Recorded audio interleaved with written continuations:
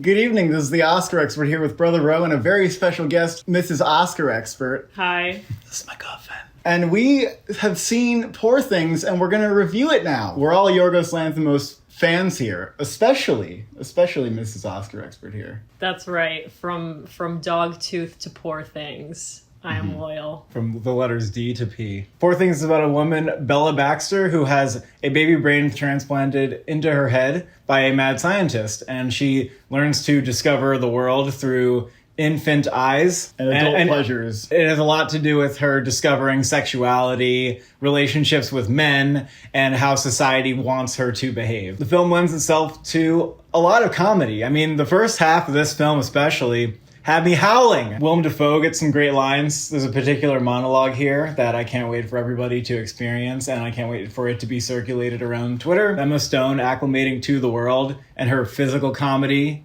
is great. Mark Ruffalo is particularly hilarious. Well, you found yourself howling so much throughout the movie. I actually found myself hooting. The movie is a blast. Stylistically and visually, the movie is also a marvel. You know, the character's journey of discovering the world with like wide eyes is so magical to watch, and the movie itself is so inventive in its construction and very playful to really match the energy of the main character, I thought. I feel like the whimsical production design and visual effects makes it feel like you are an adult infant brain person seeing the world for the first time too. The world is truly transporting. Like, you can't tell what time you're in, and everything about it, from the costumes to production design, every single location and set feels like it's just giving you a whole lot of new. Yeah, and it's a very indulgent world too. Like, it seems like it's filled with greedy, sexually hungry people. And wonderful, tasty food. Yeah, and a lot of delightful treats. A lot of delectable treats. Both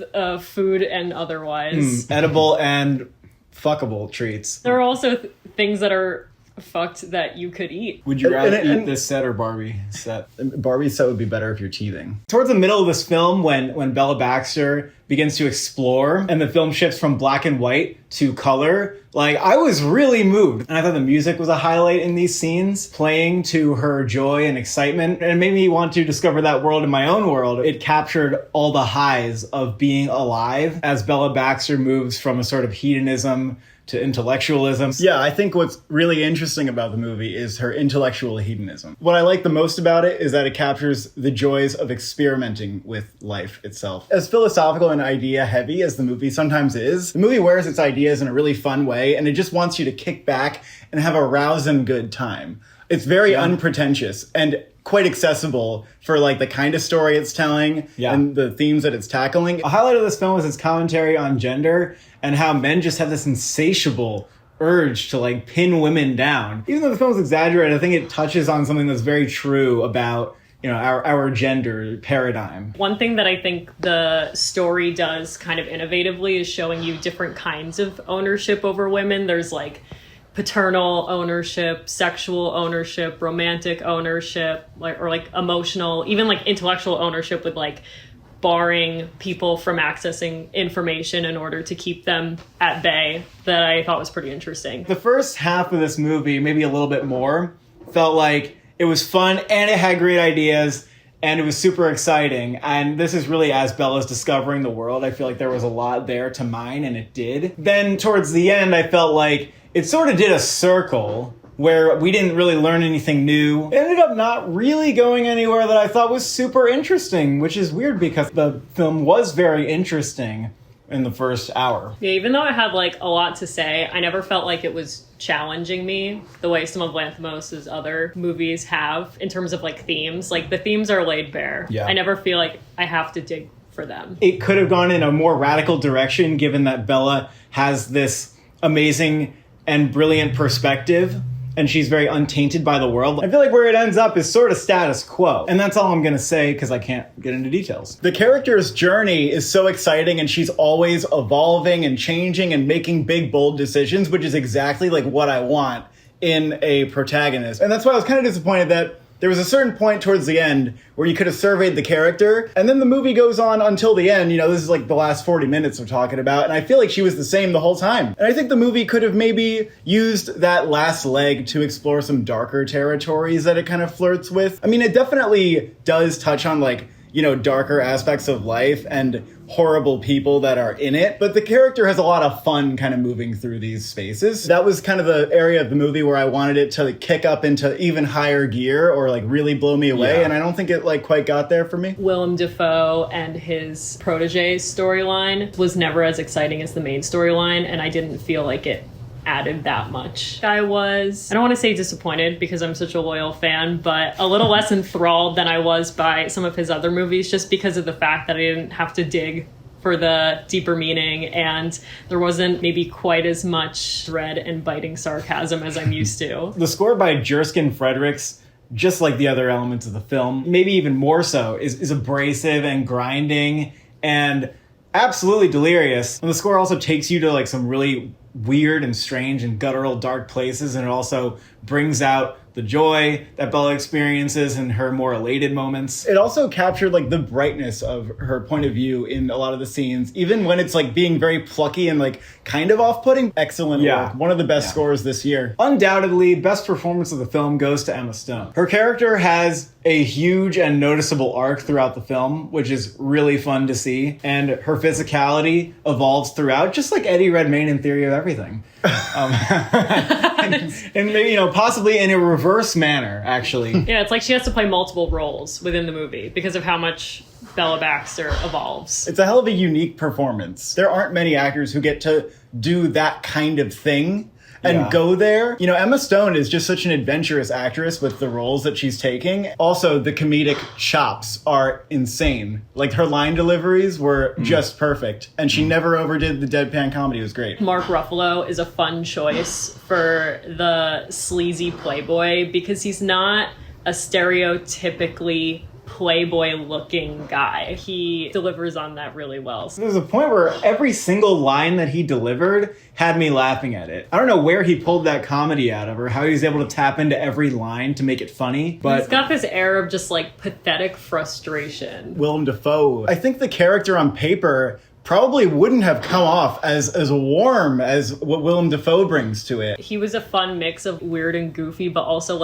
paternal warmth. Rami Youssef is great in this. He's much more straight-laced than the other characters, but he does a good job anchoring that kind of personality, which is pretty necessary. And Catherine Hunter kind of steals some scenes, and I thought she was one of the best performances easily. She fit extremely well into Lanthimos' world here. I also really enjoyed Christopher Abbott in this. I do hate to say it, because I have enjoyed his stand-up, but I think Gerard Carmichael was a little bit out of place here, and he was noticeably not as good as the rest of the cast. Yeah, I wasn't sold on his delivery. Didn't love the last leg of the movie, but overall, this is a highlight of the year in so many ways. So the movie gets a very strong 8 out of 10 from me. I can't help it, but I left the film feeling a little disappointed. First, 2/3 of this film, I really loved it. I would have liked it to go somewhere bigger, but I'm going to have to still leave it at an 8 out of 10 because this is still a dazzling production and there's so much to appreciate here. I love how deliriously silly and gross it is, and even though I have a number of criticisms, I think a reason for that is because Lanthimos is my boy and I'm very critical of him. So all that said, I'm a sucker and I'm still a 9 out of 10. Now, I didn't necessarily come away from this movie thinking, well, that's going to win Best Picture. But I do see it as being, one of 3 movies that can maybe win right now, or a top contender at the very least. I definitely see how it could win screenplay. I thought the dialogue was fantastic and it was very original. And I can see Emma Stone winning Best Actress because that was insane. So if you put those two together, you can get a Best Picture win, and then maybe you can win a Tech Award or two. So I can see the package, which is maybe one of the most important things. Director. Well, I don't know about winning director, though, because of Oppenheimer. What about Nolan? If Nolan didn't do Oppenheimer, if he didn't do the bomb thingy McDougal, this would probably win director. Probably. It's an insane achievement in every single department. Every single craft is insane. I don't think it's impossible that he steals it in a way that just shocks the world, but I think Nolan's at least going to be expected to win on Oscar night. Also, the fact that this isn't a runaway for production design only speaks to the fact that Barbie had insane production design. I think it's sort of neck and neck for me with Barbie. And I would say the same in costumes. And the other tech it could win, I think, is cinematography.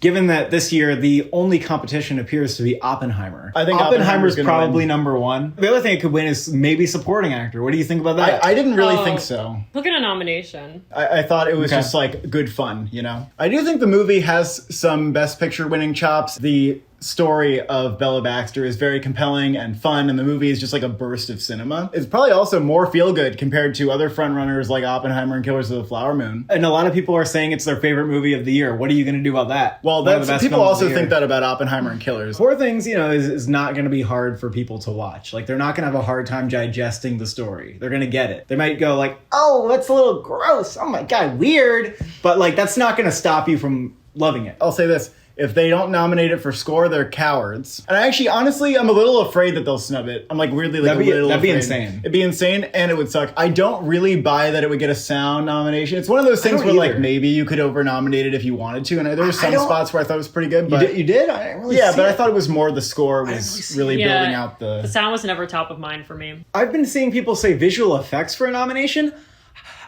I don't really see it. Like, I just didn't really see it because What? I get the chimeras and like the trams and some of the sets were obviously like enhanced with visual effects. I don't think there's a lot of CGI. The use of visual effects, I think, is amazing. But when it comes to the visual effects branch, it didn't even nominate Everything Everywhere on the short list. We can't pretend that we know exactly what visual effects went into the movie, but I felt like they weren't. Yeah, but it's not that like prominent. crazy like 3D render like technology. I thought the visual effects took the production design to the next level. Let's just count. I like to play the counting games. We got picture, director, screenplay, actress, supporting actor, supporting actor. I think it's probably two. Probably two. Because when you're in a Best Picture movie and you're Willem Dafoe and you're like a huge, I mean, he was a really big role in the movie. But he had some really good moments though. I think what pushes him over the edge is the fact that he is Willem Dafoe and he's like an Yes. Academy fave. If it were just like some guy, or maybe he's been in like a couple things and people kind of know, I don't think he'd quite get there. But because Yeah. it's Willem Dafoe, I think I mean, he it's a gets great role for him. He's